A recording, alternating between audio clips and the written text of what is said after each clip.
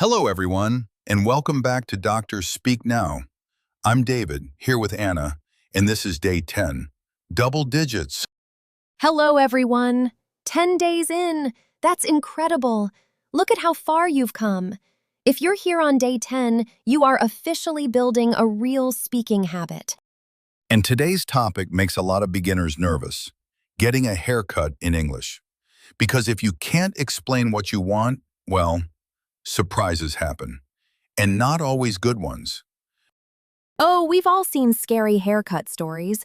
But don't worry, with just a few key phrases, you'll always walk out of the salon happy. By the end of today, you'll know exactly what to say to get the haircut you want. Have you ever wanted to speak up in a salon but felt too shy? Sound familiar? Let's change that today. Let's talk about why this matters more than people think. Your hair is part of how you look and feel every day.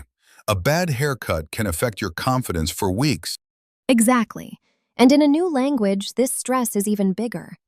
You sit in the chair, someone with scissors is behind you, and you don't have the words to explain what you want. Very stressful. And here's the consequence of not learning these phrases. You might avoid haircuts. You might pay for a style you didn't want. You might feel silent in a place that should be relaxing.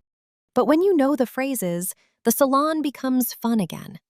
You sit down, chat, explain what you want, and walk out feeling great. That's the goal. Common mistakes. Mistake number 1, saying cut small or little cut. This can be confusing. The natural phrase is, just a little off, please. Learn that one. It works every single time. Mistake number 2, staying silent about what you don't want. Say what you don't want to. Not too short, please. Not too much off. Clear instructions save your hair. Mistake number 3, using very complicated hair vocabulary too soon. Words like layers, fringe, or undercut are advanced. Start with the simple phrases. You can always show a photo. Mistake number 4, not speaking up when something goes wrong mid-cut. If the hairdresser is cutting too much, don't wait in silence. Politely say, "Sorry, that's a little short. Could you leave the rest a bit longer, please?" Mistake number 5, forgetting to say thank you and give feedback at the end. Even if the cut isn't perfect, thank them. If you love it, say so warmly. All fixable. Let's learn the phrases. Step number 1, I'd like a haircut, please. Simple, polite, and clear. Perfect opening line. Step number 2, just a little off, please. This means a small cut, just a trim. Perfect if you want to keep your style. Step number 3, not too short. This is your protection. Say it early. Say it clearly. Step number 4, the same as before. If you liked your last haircut, this is the magic phrase. It tells them to repeat what worked. Step number 5, use a photo. Show a picture on your phone and say, something like this, please. Photos are a wonderful backup for any language level. Step number 6, check-ins during the cut. Yes, that's good. Or, a little shorter, please. Or, that's enough, thank you. You can guide them as they go. Step number 7, the happy ending. That's perfect, thank you. If you love it, tell them warmly. Hairdressers work hard. They love hearing this. In action. Anna, you're the hairdresser. Hello, what would you like today? Hi, I'd like a haircut. Just a little off, please. Not too short. Got it. Something like this? Yes, that's perfect, thank you. Clear and calm from start to finish. Beautiful. Mini recap. I'd like a haircut, please. Just a little off. Not too short.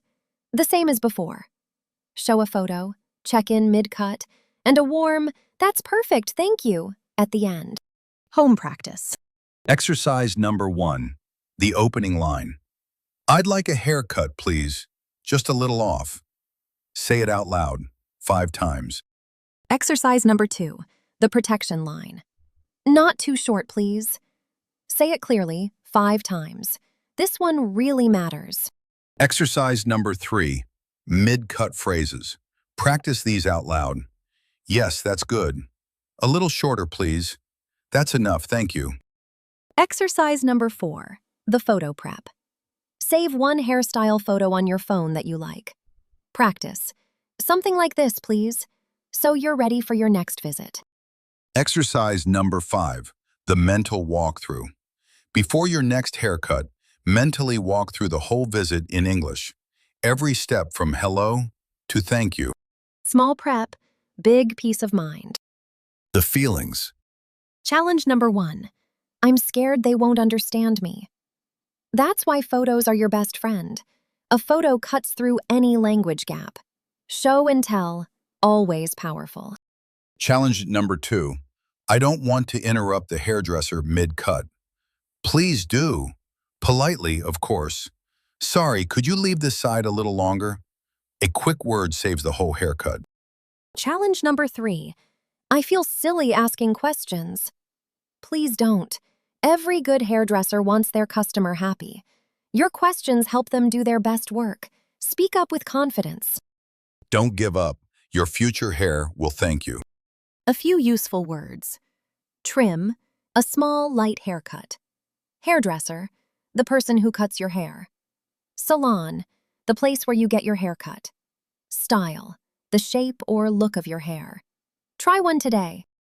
3 quick questions. Question 1.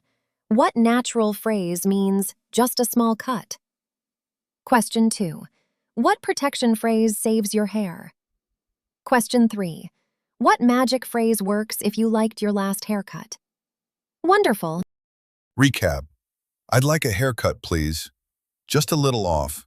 Not too short. The same as before. Photos are your friend. Speak up mid-cut. Warm thanks at the end. 10 days. You've officially completed 1/3 of the series. Take a moment to feel proud of yourself. Our question for you today.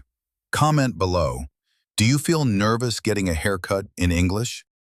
And please, like, share, and subscribe to Dr. Speak Now.